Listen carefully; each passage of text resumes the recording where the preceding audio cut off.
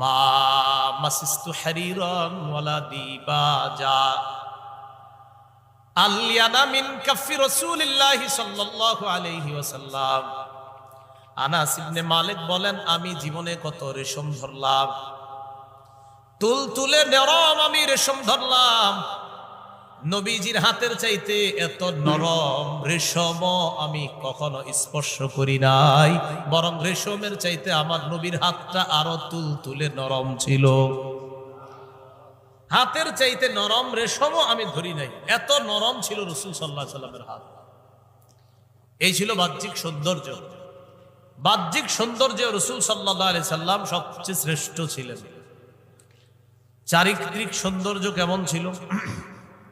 সূরা column 4 নম্বর আয়াতে আল্লাহ বলেন, ওয়া ইন্নাকা লাআলা খুলুকিন আযীম।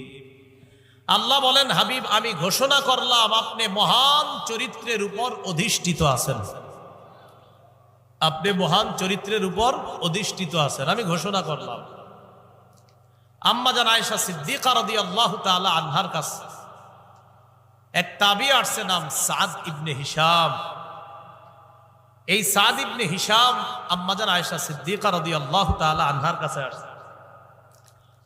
আসার পর আম্মা জান আয়েশা সিদ্দিকা রাদিয়াল্লাহু তাআলা আনহাকে জিজ্ঞাসা করলেন, আখবিরিনি আন খুলুকি রাসূলিল্লাহি সাল্লাল্লাহু আলাইহি ওয়াসাল্লাম।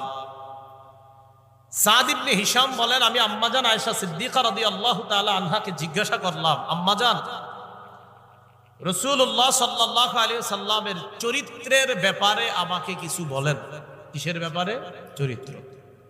আম্মা জান আয়েশা সিদ্দিকা রাদিয়াল্লাহু তাআলা আনহা জবাব দিলেন, কানা খুলুকুহু আল কুরআন। আল্লাহর নবীর চরিত্র পুরা কোরআন, পুরা কোরআনটাই নবীর চরিত্র। কোরআনের যত আদেশ সব রাসূল পালন করছে, কোরআনের যত নিষেধ সব থেকে 100% দূরে রাসূল থেকেছেন। এজন্য পুরা কোরআনের যা পালনীয় সব পালন করেছেন, যা বর্জনীয় সব 100 বর্জন করেছেন। এজন্য আম্মা জান কয়, নবীর চরিত্র খুঁজবা তো কানা খুলুকুহু আল কোরআন, পুরা কোরআনটাই নবীর চরিত্র। এজন্য আমি মনে করি যে সিরাতুন নবী মাহফিল হয় বা রাসূলের জীবনী, তো আমি দেখি আমাদের অনেক রাসূলের জীবনী মাহফিলগুলোতে 40-50 মিনিট কি জানি করে সময় কাটাইতে হয় বিভিন্ন জায়গায়। তো এরা রাসূলের এই যে চরিত্রই তো পুরা কোরআন, তো কোরআন থেকে আপনার খুলে খুলে পড়লেই তো হয় যে সূরা বাকারার এই আয়াতে আল্লাহ এটা বলছে, এটা নবী